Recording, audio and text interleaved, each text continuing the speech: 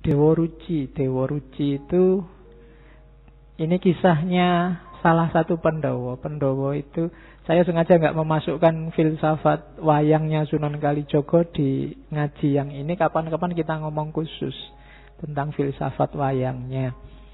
Hanya karena ngomong ajaran saya harus nyinggung Dewa Ruci. Jadi Dewa Ruci ini kisahnya ketika Pandhawa yang kedua, Werkudara, itu dihapusi oleh gurunya Resi Durna. Disuruh nyari air Prawitosari. Werkudara ini Pandhawa yang ndak cerdik, ndak pinter, lugu, tapi punya kekuatan luar biasa. Dan karena yang nyuruh gurunya meskipun ndak masuk akal, dia berangkat. Berangkat yang pertama ke satu hutan di gunung. Namanya hutan Tigrasara dan hutan Reksamuka. Di sana dia tidak nemu air, ketemu dua raksasa, namanya Rukmuka dan Rukmala. Tarung sama raksasa, menang dia, tapi nggak nemu airnya, terus kembali lagi ke gurunya, Resi Durna. Resi Durna heran, padahal itu disuruh ke gunung itu biar ketemu raksasa itu dan kalah dan tewas, tapi bisa pulang menang. Terus sama Resi Durna, kalau gitu kamu kembali lagi, airnya nggak ada toh, kamu cari di tengah samudra, jalan kaki, nggak boleh naik kapal.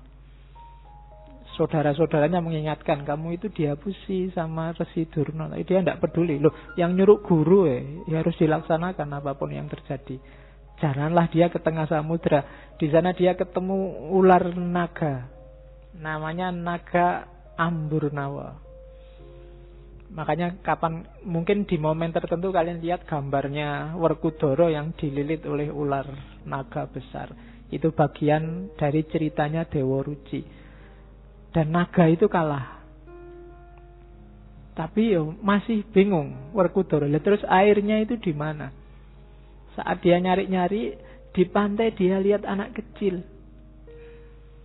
Anak kecil ini wujudnya persis kayak dirinya tapi kecil. Itulah Dewa Ruci. Nanti ada dialog-dialog panjang yang sangat mirip dengan dialognya dia dengan Nabi Khidir. Sampai terakhir ada Dewa Ruci itu nyuruh masuk, kamu masuklah dalam diriku. Kan Werkudara bingung lah, aku tinggi besar kayak gini masuk dalam dirimu yang kecil seperti apa? Katanya Dewa Ruci, masuk aja. Dan akhirnya masuk lewat telinga ceritanya. Dan di dalam dia melihat macam-macam pengalaman yang luar biasa. Nanti di Dewa Ruci ada ceritanya.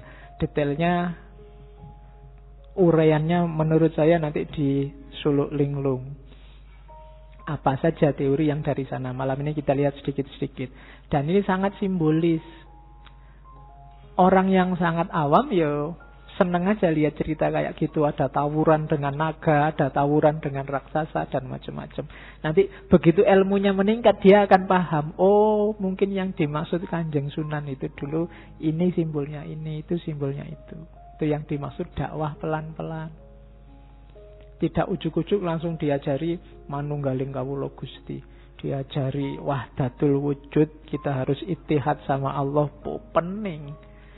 Tapi kalau pakai Dewa Ruci, pakai cerita-cerita kayak gini, mungkin sementara akalnya nggak nyampe, dia hanya cerita biasa. Nanti pada saatnya ilmunya tambah, wawasannya tambah, cerita ini jadi luar biasa. Sama kayak lagu-lagu, lir-ilir dan lain-lain. Sementara wawasanmu belum nyampe, dia cuma lagu anak-anak biasa aja. Tapi nanti ilmumu tambah, wawasanmu tambah, dia jadi luar biasa. Itulah yang bikin Al-Quran selalu nyuruh bacalah, selalu nyuruh kita pahamilah dirimu dan lingkungan sekelilingmu. Jangan merasa sudah, belum. Semakin nanti wawasanmu tambah, semakin kamu paham, oh selama ini saya pahamnya hanya sampai level ini, ternyata bisa lebih dari itu. Jadi jangan di satu titik pun kamu merasa sudah paham tentang apapun, karena pemahamanmu saat ini sebatas sejangkauan wawasanmu. Siapa tahu nanti wawasanmu tambah, kamu lebih luas lagi. pemahamanmu. Maka jangan berhenti. Cari ilmu harus terus. Minal mahdi ilal lahdi. Oke, simbolismenya itu ya. Itu saya tulis di situ. Kalau kisah Dewa Ruci ya sebenarnya simbolisme cerita Mangnunggaling Kawula Gusti. Air Perwitosari itu ilmu sejati. Kalau gunung sama hutan itu ya simbol halangan-halangannya. Rukmuka, Rukmala itu halangan juga. Halangan namanya Kamukten dan Kamulyan. Kalau Kamukten itu hubungannya sama kekayaan materi, Kamulyan itu kekayaan spiritual, status sosial. Orang mulia dan mukti. Ini juga jadi halangan kalau bagi orang sufi. Sering-sering orang berhenti di situ atau jadi merasa besar di situ. Duitnya tambah banyak, apa-apa bisa dibeli, segalanya bisa dipenuhi, mukti sudah hidup kita. Apalagi terus status sosialnya meningkat, mulia kita di tengah masyarakat. Dan ini harus dikalahkan. Jangan sampai kemuliaan dan kemuktian ini menjadi penghalang kita ketemu sama Allah. Karena kita merasa besar, merasa penting, merasa lebih dari yang lain. Itu harus ditaklukkan juga. Termasuk ular naga, nafsu, hasrat, ego. Kalau raksasanya kalah, ular naganya kalah, kita akan ketemu Dewa Ruci. Ilmu sejati. Itu nanti simbolismenya. Kapan-kapan kita bedah lebih detail. Saya ingin masuk ke ininya. Ini bekal bagi Werkudara untuk nyari ilmu sejati, untuk bisa menaklukkan raksasa sama menaklukkan naga. Milikilah kualitas-kualitas ini.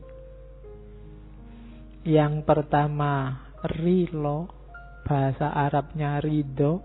Yang kedua, legowo. Yang ketiga, nerimo.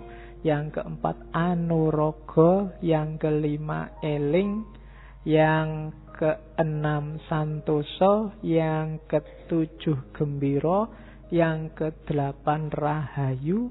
Terus wilujengan, marsudi kaweruh, semedi dan ngurang-ngurangi. Rada abot iki ketoke. Ayo, oke ya. Satu-satu. Ini bahasa Jawa ya, semoga ndak rumeng. Rilo itu bahasa Arabnya ridho. Bahasa gantinya itu ikhlas. Jadi ikhlas itu di luar hasrat. Hanya Tuhan, hanya Allah yang jadi awal dan akhirnya. Setelah itu legowo. Legowo itu apa? Boleh apa saja terjadi, tidak apa-apa. Itu legowo. Tidak memberati apapun. Kehilangan juga tidak apa-apa. Asal bukan kehilangan Allah. Itu legowo. Punya apa saja tidak apa-apa. Asal Allahnya tidak hilang. Itu legowo. Nilai dari A terus jadi E nggak masalah. Yang penting Allahnya nggak hilang. Dari punya pacar cakep terus diputus, dapat lagi, standarnya kok di bawahnya tidak apa-apa. Legowo aja. Ya, itu namanya legowo. Legowo bisa di awal, bisa di akhir. Kalau yang pasti di akhir itu nerimo. Kalau nerimo ini dapat apa saja oke. Tidak menyesal, tidak menuntut apa-apa. Bahasa agamanya qanaah. Punya wajah jelek, diterima aja. Tidak punya uang, diterima aja. Tidak pinter, IP jeblok, diterima aja. Oh, ini kan berat. Kita kan manusia hari ini susah nerimo. Semua orang menuntut hari ini. Menuntut keinginannya agar terpenuhi, menuntut egonya agar terpenuhi, dan seterusnya. Jadi nerimo. Setelah itu rendah hati, anurogo. Tidak boleh sombong. Tidak boleh aku. Tidak boleh merasa besar.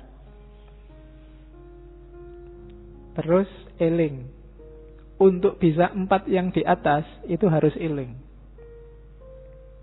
Eling itu bukan lawan dari tidur atau pingsan. Eling itu frekuensimu nyambung terus sama Allah. Eling. Mau apa aja kamu eling. Mau minum gini, ingat Allah terus bismillah. Kalau ndak eling, minum ya minum aja, haus ya Pak, kan gitu.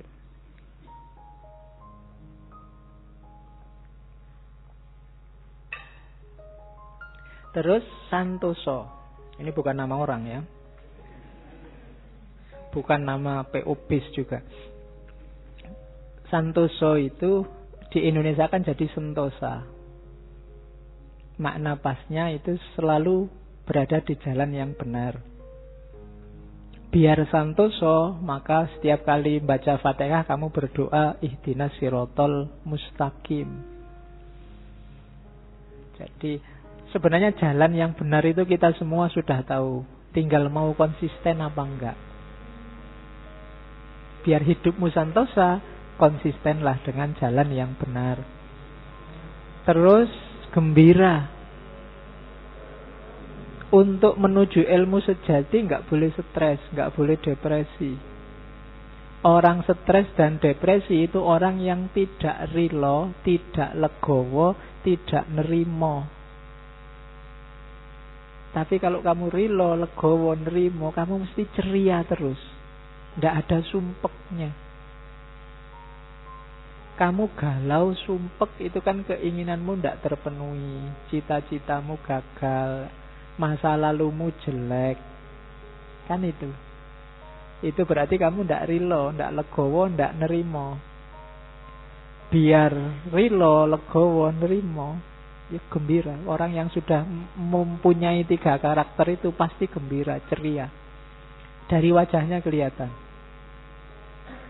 Jadi orang dekat juga enak. Ndak mencurang, ndak sumpek, suntuk.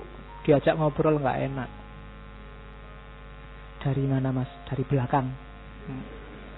Mau kemana? Mau ke depan. Susah. Dari mana Thomas? Kok jalan kaki aja? Emangnya harus ngerangkak? Susah diajak ngomong. Jawabnya ndak enak terus. Ndak ceria. Hidup jadi beban. Ndak akan ketemu ilmu sejati. Orang kayak gini mesti mengeluh terus. Ya. Terus rahayu. Rahayu itu biasanya kita pakai ini ya, hayu, rahayu itu. Hatinya selalu ingin melakukan yang baik. Makanya Islam kenal assalamualaikum, agama yang lain ada yang pakai istilah rahayu. Itu berarti mengharapkan orang lain dalam kondisi baik, selamat selalu. Selanjutnya wilujengan. Jangan salah, untuk cari ilmu sejati juga kamu harus wilujeng, harus sehat. Jangan mentang-mentang saya mau ilmu sejati tirakat terus poso, ndak makan, ndak minum, ndak ngerokok, ya kecut. Ya, sehatlah ya. Sehat dulu baru bisa semua ini. Lah kalau kamu sakit ya mikir gembira, mikir santosa, eleng ya abot. Sehat. Jaga kesehatan. Jangan melakukan hal-hal yang mencederai kesehatanmu. Itu menunjukkan kamu tidak amanah. Karena badanmu, fisikmu itu titipannya Allah, bukan milikmu yang bisa kamu pakai sesuka hatimu. Itu amanat dari Allah, dijaga. Kalau memang tidak ada yang penting ya tidak usah melekan. Kalau memang nggak pepet karena nggak ada uang ya makanlah 3 kali sehari. Kalau tidak ada uang ya utanglah. Ya, kalau sudah terlalu banyak utang ya ganti warung. Yang belum ada utangnya. Ayo. Lo kan gampang, tinggal pindah angkringan di sebelah kan sudah utang yang baru. Tidak apa-apa. Ya kalau ada yang nagih marah-marah ya bilang aja ini menjaga amanahnya Allah ini loh kok berat. Oke, terus sehat ya badannya, baru setelah itu marsudi kawero, nambah wawasan terus, jangan berhenti-berhenti. Sampai besok-besok. Tidak boleh merasa pintar meskipun sudah jadi profesor, jadi luar negeri, jadi wis nggak masalah wis. Tetap marsudi kawruh. Jangan merasa sudah. Harus selalu belum untuk ilmu ya. Setelah itu semedi. Semedi ini fungsinya introspeksi ke dalam. Yang dilakukan di atas tadi semuanya sudah pas apa belum? Kalau bahasa agamanya tafakkur muhasabah. Harus ada fase ininya. Dan yang terakhir, ngurang-ngurangi. Ndak boros, ndak kakean turu, ndak kakean makan, dikurangi dikit-dikit. Jangan berlebihan lawannya. Mengurangi kan ngeluih-ngeluih, ndak boleh. Kalau urusan dunia, urusan apapun yang tidak esensial, kurangilah. Kamu sendiri ngerti mana yang harus dikurang-kurangi. Berapa jam harus begini, berapa jam harus begitu, dan seterusnya. Minggu lalu saya bilang misalnya HP, smartphone-mu itu harusnya berapa jam sehari kamu pakai. Karena kalau penelitian terbaru minggu lalu saya bilang kan orang Indonesia itu rata-rata 9 jam. Dilihat mungkin penelitiannya lewat provider itu. Jadi hitunganku 9 jam itu sudah luar biasa. Wong tidur manusia dewasa aja 7 jam. Itu 9 jam. Jadi yo kurangilah dikit-dikit. Yo 9 jam kurang 5 menit lah sebentar. Ya kan pelan-pelan terus 9 jam kurang 10 menit, 9 jam dikurangi. Kalau selama ini bangun tidur yang dicari dulu HP, terus ada WA apa. Ya sekali-sekali nggak usah nyari HP dulu lah. Begitu mau nyari HP, andaan nanti aja tak buka jam-jam 8. Kalau memang sangat penting kan mosok di WA, mestinya kan telepon kan gitu pikiranmu biar nggak was-was. Jangan-jangan ada yang komentari aku nih, jangan-jangan ada yang ya ngomong aku. Ini kan selalu kalian gitu tuh.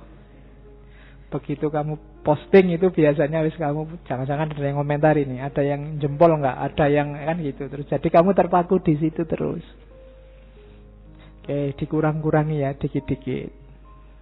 Demi yang lebih penting, ilmu sejati.